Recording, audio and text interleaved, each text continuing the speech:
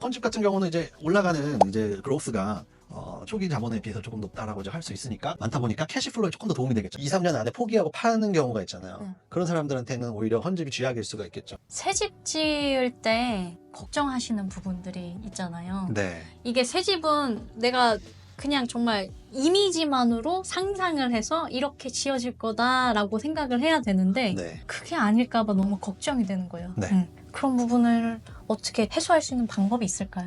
새 집을 고려를 한다면 이게 아파트든 타운하우스든 하우스든 이게 우리가 오프 더 플랜이라고 하잖아요. 그렇죠. 그 플랜만 보고 구매를 하는 거예요. 그래서 이게 불확실성이 분명히 있죠. 사진으로 본 거랑 너무 다를 수 있잖아요. 그래서 어떻게 봐야 되냐면 예를 들어서 하우스랜드 패키지가 오늘의 좀 토픽이니까 거기에 좀 중점을 맞춰볼게요. 네. 크게 이제 인베스트먼트를 주로 많이 하잖아요. 퀸슬랜드는 하우스랜드 패키지를.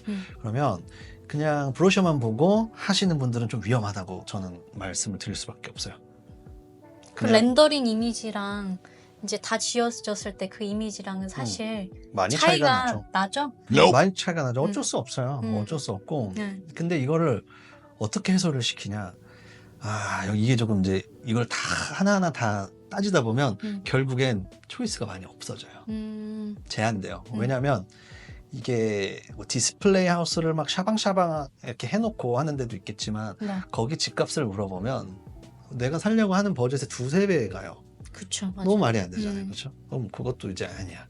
그러면 딱 내가 지으려고 하는 만큼의 퀄리티와 수준으로 딱 지어놓은 걸 보고 싶은데 그러니까. 남이 살고 있는데 어떻게 가요? 그러니까. 안 되잖아. 근데 어떤 빌더나 디벨로퍼는 준수하게 네. 투자용으로 많이 판매가 되는 그 수준으로 디스플레이를 만들어서 운영을 하는 경우가 있어요.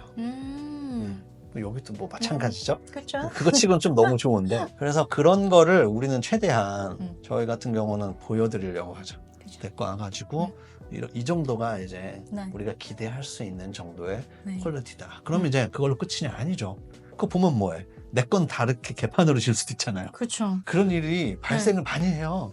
그렇죠, 사실. 이거 짓는 사람마다 다르니까. 그래서 제발 좀 그냥 브로셔만 보고 안 샀으면 좋겠어요. 그리고 이 빌더가 잘했다고 해서 내 것도 똑같이 나올 거다라는 기대는 좀 안 했으면 좋겠어요. 노력을 해야 돼요. 노력 없이 이루어지는 게 거의 없어요. 어떤 노력을 해야 돼요?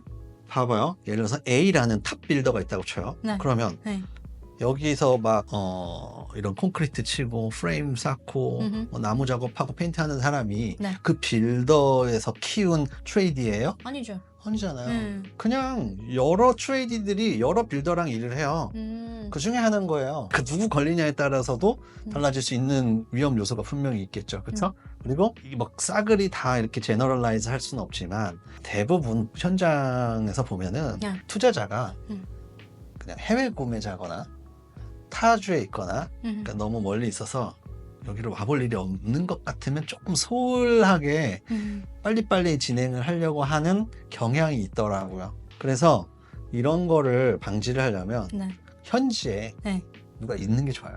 그렇죠. 그러니까는 대부분이 이제 에이전트를 끼고 구매를 하는 이유가 그건 거죠. 에이전트가 그걸 제대로 안 한다 그러면 뭐 그건 답 안 나오는 거지만 대부분의 에이전트들은 그런 걸 잘 하려고 하지 않을까요? 현장에 나가야 되는 횟수가 생각보다 엄청 많아요.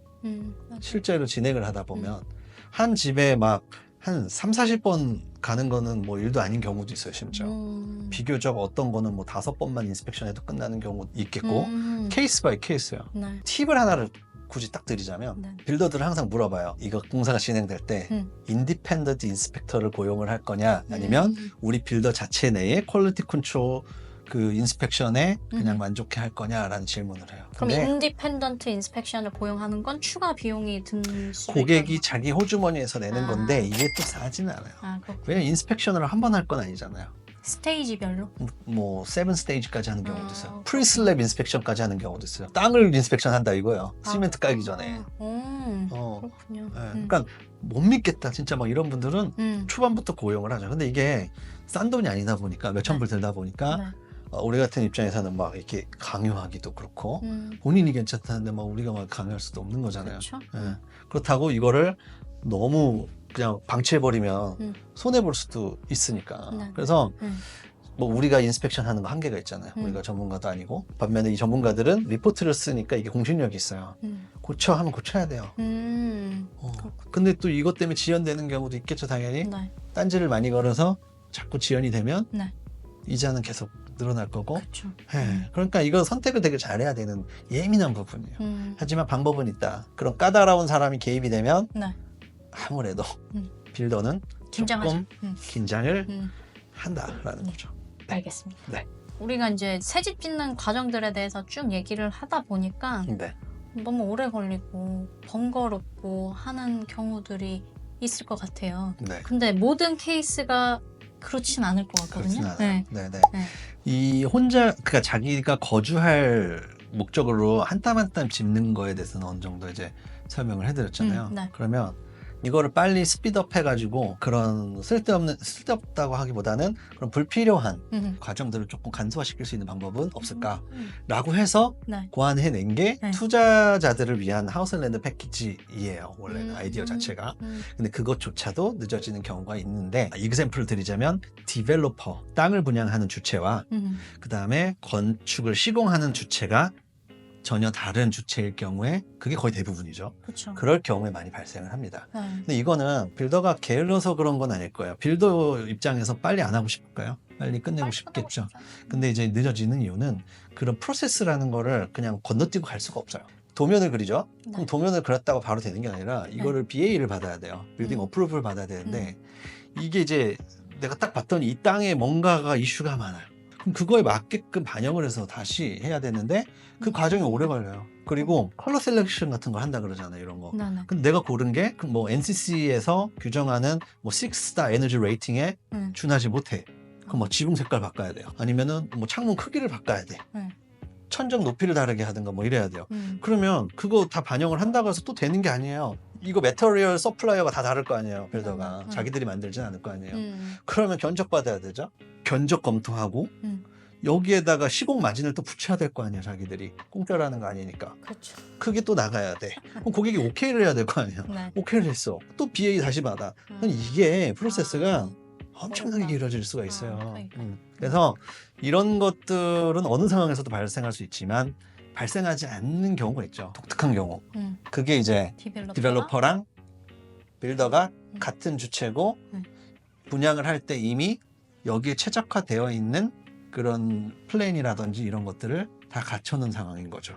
그래야 시간을 줄일 수 있으니까. 네, 리포트도 다 받아놓고 네. 그러면 이런 이제 디벨로퍼들은 남들이 들었을 때 무리한 이런 개런티겠지만 착공 개런티 시간 뭐 이런 게 있죠. 뭐 28일 안에 무조건 세틀 후 28일 안에 착공을 하겠다 이런 게 상식적으로 말이 안 돼요, 원래 그거는. 근데 왜 말이 되냐면 다 준비를 했으니까 이미 내적으로 소통을 하잖아요. 디벨로퍼랑 빌더가 같은 주체면. 그 거기서 오는 장점이 현금으로 다가오죠. 땅 세트라고 이자가 세지를 않잖아요. 28일 안에 바로 들어가니까. 맞아요. 차이가 많이 나요. 그게. 보통은 3, 4개월 후에 착공이 가능한 거고 땅 세트 부지런하면 3, 4개월. 아하. 네. 이렇게 걸린다고 잘 얘기 안 해요. 그 세일즈 오피스에서. 그렇죠. 도망가 손님 또 버리니까. 가위바위 하고 네, 가니까. 근데 해봐요. 진짜 그렇게 걸리지. 그렇게 걸리고 네. 그다음에 이런 디자인이나 이런 것도 이제 디자이너가 최적화해서 셀렉션을 해놓은 거고 네. 또 투자자도 시간이 돈인 사람들이 대부분이에요.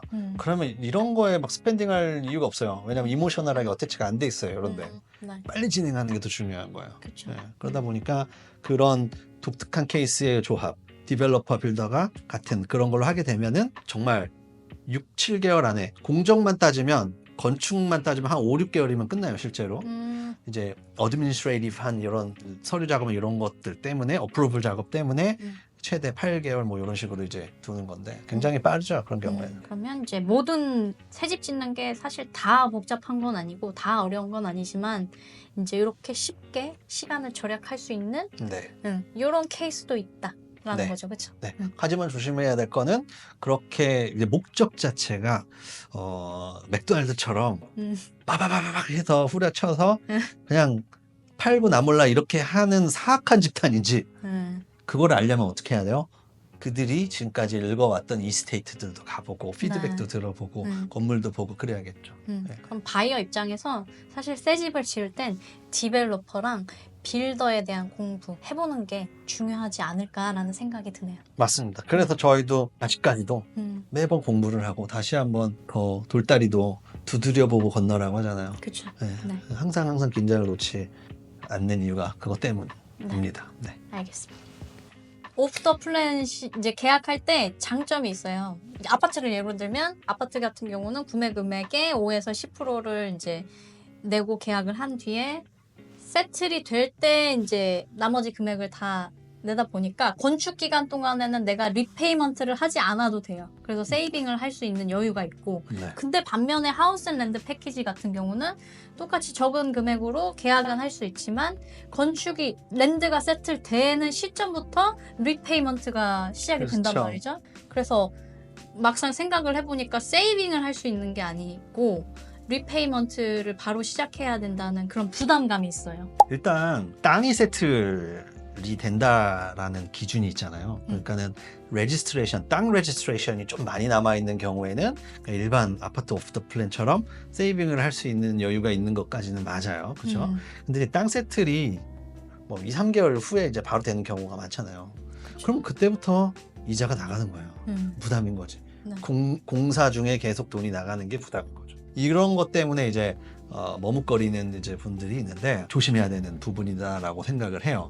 만약에 본인들이 정말 메리트를 느끼는 거가 나중에 돈을 써도 되는 그런 기회비용에 있다 그러면 아파트 수익률이 만약에 좋은 거고 오프 더 플랜 세트를 했을 때 캐피탈 그로가 확 이렇게 에퀴티가 확 뛴 상태에서 세틀이 될 수 있다라는 자신이 있다면 그렇게 해도 되겠지만은 그게 아니고 네. 오히려 하우스에 더 땅이 있는 하우스에 더 메리트를 느끼는 분들이라면 생각을 잘 하셔야 되는 게 일단 투자 기준이에요. 그렇죠? 네. 하셔야 되는 게 뭐냐면 땅 세트를 하자마자 이자가 나가죠. 땅에 대한 이자만 일단 나가요. 건축에 대한 이자가 한 번에 나갈 수는 없어요. 그죠. 은행에서 릴리즈를 안 해줍니다. 그거를. 그래서 거기에 있어서 한 가지 안심할 수 있는 부분이 있겠고요. 그렇죠? 또 뭐가 있냐면 이게 우리가 이자를 주머니에서 나간다라고 생각하면 되게 큰 돈이에요. 왜냐면은 자기 집 모기지도 갚아 나가고 있어야 될 거고 맞아요. 생활비도 있고 한데 추가적으로 돈이 나가는 건데 렌트비는 안 들어오잖아요. 완전 마이너스가 될 수 있으니까 캐시플로우가 딸리는 분들한테는 굉장히 어려운 일이 되겠죠. 그렇죠?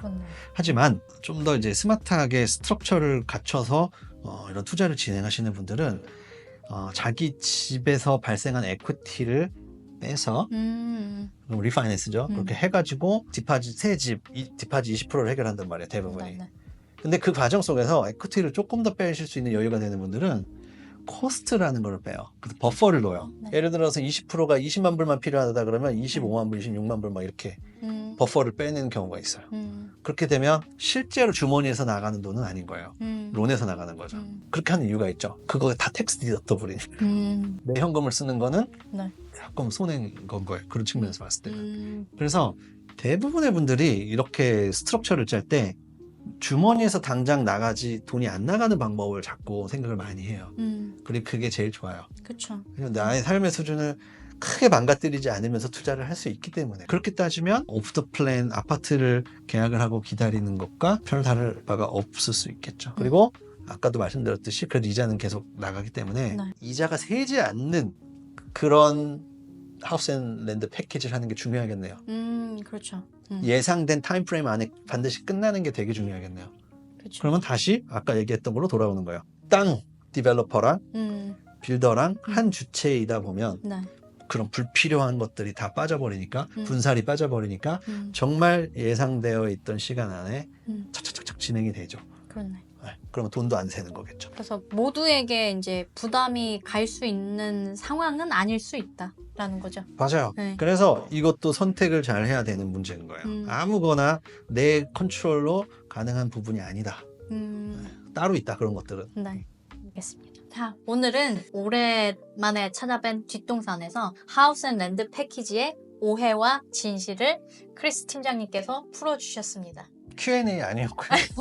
뒷동산이었어요. 네. 실제로 이거는 많은 일들이 일어났다라는 거를 유추해 볼 수 있을 거예요. 우리가 한 얘기 뒷동산 얘기입니다. 뒷얘기였어요. 그래서 오늘 이제 들으신 내용들이 도움이 되셨다면 새집 짓고 싶으신 분들에게 도움이 되셨다면 좋아요, 댓글, 알림 설정, 구독까지 부탁드릴게요. 그럼 저희는 오늘 여기까지 하겠습니다.